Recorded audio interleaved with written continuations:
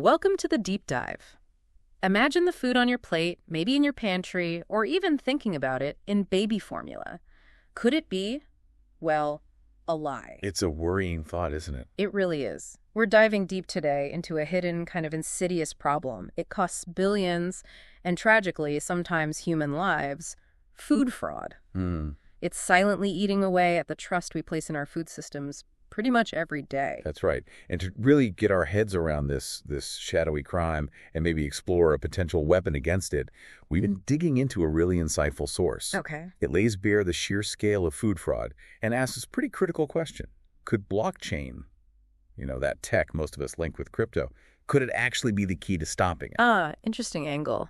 But importantly, it also gives us a very clear-eyed view of the real hurdles, the challenges that are standing in the way. It's not simple. Right. So our mission in this deep dive is basically to pull out the most important insights from this material. We want to give you, the listener, a crystal clear picture of what food fraud actually is. Yeah, what are we even talking about? Exactly. And why it's so incredibly persistent, so hard to fight. And then unpack the complex potential for something like blockchain to maybe help build a more transparent, more trustworthy food supply chain, from the farm right to the fork. Sounds good. Let's get into it. Okay. So, to start, I think we need to understand just how big this problem really is. What does it truly cost us? Right. The bite of food fraud, as our source puts it. How is it actually defined? What are we talking about? Well, at its core, food fraud is, it's about deliberate deception. It's for economic gain. Okay, so intentional. Exactly. It's when someone intentionally substitutes or adds something or even removes substances from food, or they just misrepresent its quality or where it came from, purely to make more money. It's not an accident then, it's a crime. It is absolutely a crime. And the methods criminals use are incredibly varied and, frankly, quite devious. I can imagine. What kind of things? Well, the source highlights a whole range of tactics. Yeah. Simple mislabeling is common. Outright theft, at different points in the supply chain. Yeah, right. Sophisticated counterfeiting. And one of the most common is dilution. That's where an expensive ingredient gets watered down or mixed with a cheaper alternative. Okay, sneaky. And the economic impact you mentioned, this sounds huge. It is staggering. Our source puts the global cost to the food industry somewhere between $30 billion and $50 billion. Annual. $50 billion, wow. Yeah. And to put that into perspective, the article makes this really striking comparison, that kind of money. It's equivalent to the entire GDP of a small country, like Malta. Good grief. That's not just pocket change, is it? No, that's funding serious illicit networks. It's big business. And this is where the real human cost comes in, which is just horrifying. The article gives some vivid examples that really bring this abstract number into sharp, devastating focus. That melamine in milk incident, that story is just tragic. Oh, it's a stark reminder. This isn't just about dollars and cents. In 2008, melamine was added to milk in China. Why? Well, not because it has any nutritional value at all. It was added because it artificially boosted the protein readings in tests. Oh, no. Yeah. And the result? It harmed over 300,000 infants. Led to hospitalizations, kidney problems, even deaths. It's such awful. Truly awful. And there are other examples, maybe less deadly, but still serious fraud, like the horsemeat scandal in Europe, where cheaper horsemeat was sold disguised as beef. Yeah, I remember that one. Or the constant problem of expensive olive oil being secretly diluted with, much cheaper vegetable oils. So it's not just the lost sales from the fake product itself. The ripple effects must be huge. Absolutely. The source really details these wider repercussions. You've got immense reputational damage for brands caught up in scandals. Huge costs tied to regulatory compliance, potential legal battles. And perhaps most importantly, a profound erosion of consumer loyalty. I mean, once you lose trust in a brand or even a whole food category, it's incredibly difficult to win it back. Yeah, trust is hard-earned, easily lost. And the article describes this as creating a kind of vicious cycle, right? Precisely. An incident of fraud often leads directly to a health scare, or at least a major quality scare. That scare then shatters consumer trust. That leads to reduced sales, not just for the specific dodgy product, but often for the entire category, or maybe even food from that whole region. Right, everyone gets tarred with the same brush. Exactly. And this disproportionately harms the legitimate businesses, the ones who are doing everything right. They suffer too. So the problem isn't just, a collection of individual thefts or scams. It's more like a systemic attack that weakens the very foundation of the global food supply. That's a great way to put it. It undermines the whole system, the trust it relies on. Okay, so we understand the devastating cost, the impact. Where does this fraud actually thrive? Our source points a finger pretty directly at vulnerabilities within these, well, massive global supply chains. Yeah, the fundamental issue highlighted is the sheer complexity and, critically, the opacity of these huge multi-layered global networks. It's just hard to see everything. Too many moving parts. Exactly. It creates fertile ground, dark corners where fraud can take root and just flourish undetected. And is there a specific area they call out as particularly vulnerable? Yes, the cold chain gets mentioned specifically, keeping things at the right temperature. Ah, right, for refrigerated or frozen goods. Precisely. Maintaining those exact temperatures and humidity levels across vast distances, multiple handlers, different countries, it's challenging. I bet. And failures there can lead to spoilage. That creates an opportunity for fraudsters to either mask the spoilage somehow or sell compromised goods under false pretenses about, how they were handled or their condition. And it's interesting, too, that it's not just like caviar and truffles being faked. The source lists everyday things people buy. Right, that's a key point. The common targets include things like dairy products, spices, seafood, organic products, mainly because they command a premium price. Makes sense. Also honey, which is notoriously faked, and even fruit juices. This really shows how pervasive the problem is. It's across many different food types. And the article identifies what sounds like the core technical weakness that allows all this. The Achilles heel, they actually call it. Yeah, that refers to the fragmented data systems. Basically, most companies have their own internal tracking software, right? But these systems often don't talk to the systems used by their suppliers or their distributors or the retailers down the line. So everyone's got their own little spreadsheet, basically. Pretty much. It creates these isolated pools of information. The article calls them information islands. Okay. And without a connected view, a single thread following the product through its whole journey. Well, fraudulent products can slip into one of these islands, move through the chain completely undetected, and might only be discovered much, much later. Perhaps after they've already reached supermarket shelves or even consumers' homes. There's just no single, reliable, shared thread of data following the product. That lack of visibility seems critical. So, given this widespread problem, these information gaps that fuel it, the article then introduces a potential solution. It proposes blockchain as a possible antidote. It does. The argument essentially is that blockchain technology, because of its inherent properties, can build a system that is fundamentally more transparent and therefore more trustworthy than what we have today. Okay, let's unpack that. What are those core principles, according to the source, that make blockchain potentially useful here? All right, there are a few key ones. First, there's decentralization. The data isn't controlled by one single company or entity. It's shared across a network. So no single point of failure or control? Exactly. That makes it much harder for one bad actor to secretly go in and change the records. Then, perhaps the most famous one, immutability. Meaning it can't be changed. Pretty much. Once a transaction or a piece of data is recorded on the blockchain, it's extremely difficult, virtually impossible in most cases, to alter or delete it. This creates a tamper-proof history, a permanent record. Okay, that sounds powerful. Then there's selective transparency. This is important. It allows authorized parties, say a retailer or a regulator, to see relevant information about a product's journey without necessarily exposing commercially sensitive data, like pricing, to everyone on the network. Ah, so you can control who sees what. You can. Smart contracts are another element. These are like little automated programs that run on the blockchain. They can automatically execute actions or enforce agreements when certain conditions recorded on the chain are met. Like automatically releasing payment when delivery is confirmed. Exactly, things like that. And underpinning it all is cryptography, complex math, basically, that secures the data itself and the links between the blocks of data, ensuring the integrity of the whole ledger. And the article points out how integrating things like IoT sensors really turbocharges this, especially for something like that cold chain you mentioned earlier. Yes, absolutely.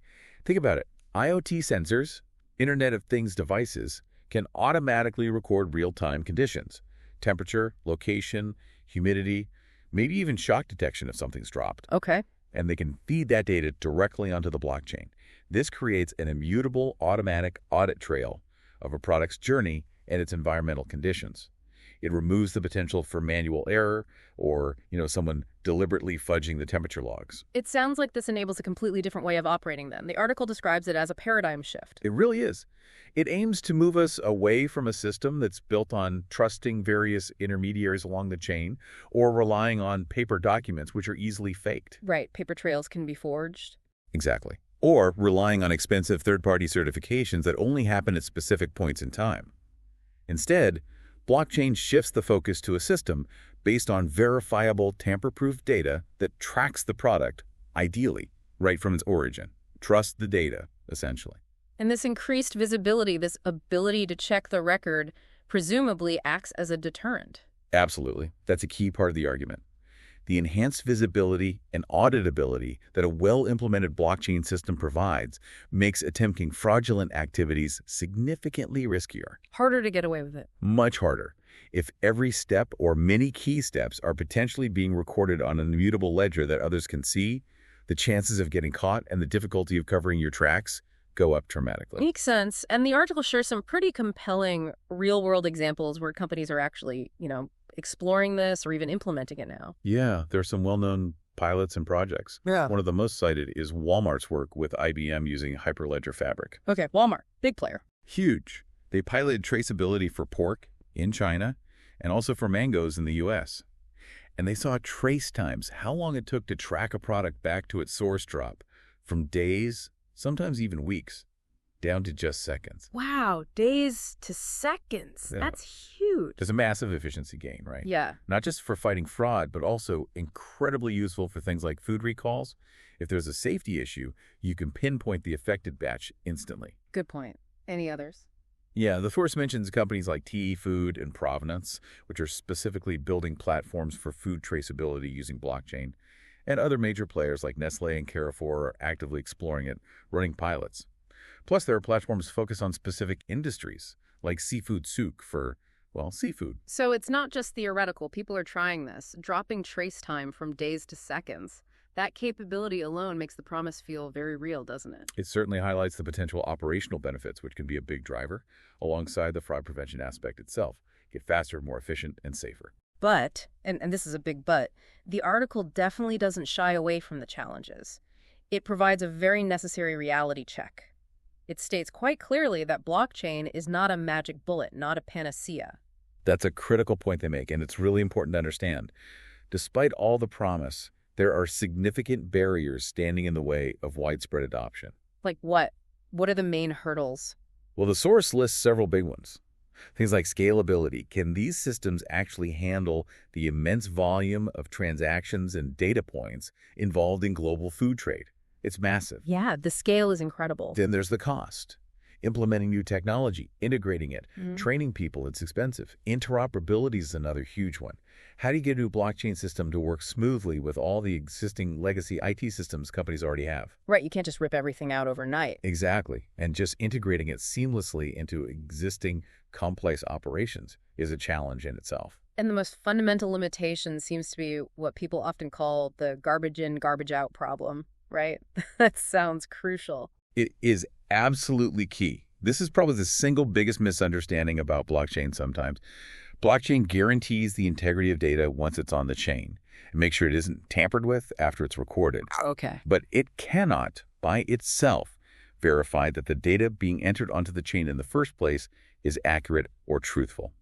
If you put garbage in, the blockchain will faithfully and immutably record that garbage. So the vulnerability just shifts. It moves to the point where the real world meets the digital ledger. Precisely. The source points out that the oracles, those are the sensors or data feeds bringing external real-world information onto the chain, like those IoT devices. Right. They can potentially be tampered with before the data even gets recorded. Or they could just fail, give inaccurate readings. And any points where data is entered manually are still susceptible to simple human error.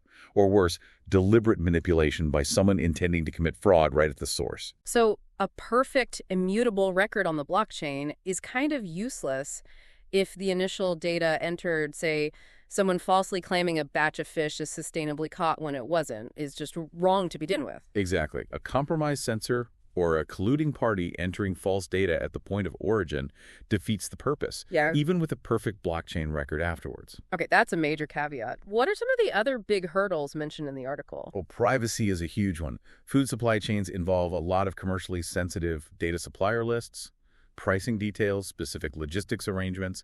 Businesses are understandably very reluctant to share that kind of information widely, even on a so-called permission network, where access is restricted. Yeah, trade secrets are trade secrets. They are. There's also regulatory uncertainty. Governments and international standards bodies are still figuring out how to oversee and regulate the use of blockchain in supply chains. What are the rules? And then there's just the sheer difficulty of adoption. Getting all the different players across a vast, complex supply chain, farmers, processors, shippers, retailers, everyone to agree to adopt a new, shared system. That's a monumental coordination challenge. That sounds like herding cats on a global scale. Pretty much. Does the article suggest any ways to handle those privacy concerns you mentioned? Can you have transparency without giving away the farm, so to speak? It does mention potential solutions. Things like permission blockchains where only authorized vetted participants can join the network and access data, unlike public blockchains like Bitcoin. And that concept of selective transparency we touched on earlier, designing the system so you only expose specific, relevant pieces of information needed for traceability or verification while keeping other sensitive details private. But, and the source emphasizes this, these approaches require very careful governance models. You need clear, robust rules about who gets access to what data, under what conditions, how participants are vetted, how disputes are resolved. Setting up and managing that governance is crucial, especially if competitors are on the same network. So the rules around the tech are almost as important as the tech itself. Absolutely. Heck. And what's the pragmatic approach the article advocates for then, given all these challenges? Rather than trying to boil the ocean, basically, trying to build one massive, all-encompassing blockchain for the entire global food system. Right, which is probably unrealistic right now. It suggests starting smaller, focusing on clearly defined, specific use cases where the benefits of transparency and traceability are most compelling and, crucially, measurable, where you can really demonstrate value. Okay, find the best places to start. Exactly. And it also stresses the absolute necessity of those robust governance models we just talked about, especially in consortium-based blockchains where multiple, maybe even competing companies are involved. Who sets the rules? Who validates participants? Who pays for what? These non-technical issues are critical for success. So it's really not just about plugging in the technology and hoping for the best. Oh, far from it. The article makes it crystal clear that technological implementation is only one part of the picture. Real success requires a fundamental rethinking, maybe even a redesign, of the underlying business processes. How things actually get done day to day. Precisely. It requires significant investment in training staff to use the new systems effectively. And, maybe hardest of all, fostering a culture of collaboration and data sharing across the entire industry, or at least within a specific supply chain. Developing industry-wide standards for how data is captured and shared on the blockchain is also absolutely essential for interoperability. That sounds like a long-term project, building that collaboration and those standards. It definitely is. Okay, looking beyond just blockchain itself then, the article does hint at a future where this technology works in tandem, collaborates with other innovations. Yes, it definitely sees the real power emerging from the convergence of blockchain with other complementary technologies, not blockchain in isolation. What kind of innovations are we talking about? Well, we've already talked quite a bit about IoT sensors for providing that real-time automated data input. Right, the temperature sensors and GPS trackers. Exactly. But also things like artificial intelligence, AI, rapid testing methods, ways to quickly verify product composition or origin on the spot, smart packaging, which might contain embedded sensors or indicators that change color if temperature limits are breached, for instance. Oh, interesting. Even robotics in handling and processing, and things like secure digital certificates of authenticity or origin that are linked to the blockchain record. Okay, so how do these different pieces fit together with blockchain? How do they complement each other? Well, think of it like this. IoT and smart packaging provide the reliable, often automated data inputs that the blockchain then immutably records. That helps solve the garbage in problem, potentially. Okay, better data going in. Then, AI can come in and analyze the vast data sets accumulating on the blockchain. It can spot patterns, detect anomalies that might indicate fraud, things a human might miss just looking at raw data. AI could also optimize logistics routes to reduce opportunities for theft or spoilage. Makes sense, using the data intelligently. Right, and those rapid testing methods or digital certificates provide verifiable checkpoints along the supply chain, with the results, again, being securely logged onto the blockchain ledger. It creates multiple layers of verification. And the article points out that building this kind of robust, transparent infrastructure, even if the primary driver initially is fighting fraud, ends up having much broader benefits, right? Absolutely. It's a really important point. The same systems that give you that end-to-end traceability to combat fraud also provide incredible insights into your entire supply chain operation. How so? Well, this can lead to major improvements in operational efficiency, identifying bottlenecks, optimizing routes. It can lead to significant reductions in food waste because you have better visibility into inventory levels, expiry dates, and handling conditions. That's a huge issue, food waste. Massive. And crucially, in today's market, it gives companies the ability to confidently substantiate claims they make about things like sustainability or fair trade or the specific origin of their products. They have the data to back it up. So consumers can trust those labels more. Potentially, yes. And these combined benefits, efficiency, waste reduction, verified claims can actually make the significant investment required for these systems worthwhile, even for companies that maybe aren't dealing with high levels of high-value fraud directly. So the business case gets broader. Is interest actually growing then? Is this moving beyond just pilots? The source suggests it is. It notes that those pilot projects are providing invaluable lessons learned. Industry groups and consortia are starting to form specifically to tackle the shared challenges, like developing those standards we talked about. Okay, collaboration is happening. And the beginnings of industry-wide standards are starting to emerge, though it varies a lot by sector. It's definitely still early days in many areas, but the momentum seems to be building. Meaning the ultimate potential rewards here go far beyond just, curbing the financial losses from fraud. They really do. When you look at the bigger picture, it's about building a future with genuinely improved food safety for everyone, drastically reduced food waste across the entire system, rebuilding and enhancing consumer confidence, which is so vital, and ultimately contributing to a more sustainable, maybe more equitable, and certainly more resilient global food system overall. Okay. And the core takeaway then from the source on blockchain's specific role in achieving all of this? I think the core message is this. Food fraud is a pervasive, incredibly costly, and sometimes dangerous problem. It's truly an unseen bite in our daily lives. But it is not an insurmountable challenge. There's hope. There is. And blockchain, if it's approached thoughtfully, if it's integrated correctly with other technologies, and crucially with redesigned business processes, and if it's supported by strong governance and real industry collaboration, then it has the potential to provide that essential layer of trust, the trust that's needed to finally start tackling this $50 billion problem effectively. Okay. So quite a journey we've taken.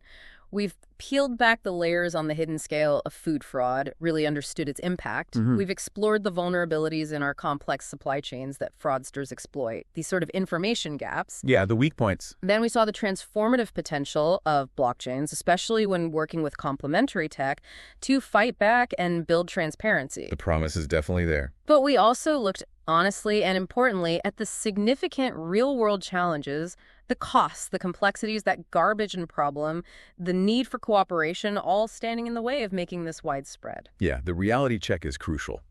It's not easy. And it's just vital to remember what's truly at stake here. This isn't just some abstract economic issue about billions of dollars. It's fundamentally about public health, about safety, and it's about the bedrock trust we absolutely need to have in the food we feed ourselves and our families every single day. Couldn't agree more. That trust is everything. So all of this complexity, the promise, the hurdles, it kind of raises a final thought to leave you, the listener, with.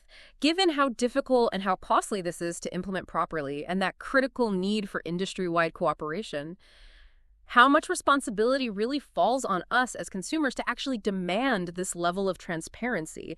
And maybe more pragmatically, how realistic is it really to expect broad industry-wide adoption of these complex solutions anytime soon? Something to ponder, perhaps, next time you're navigating the grocery aisles?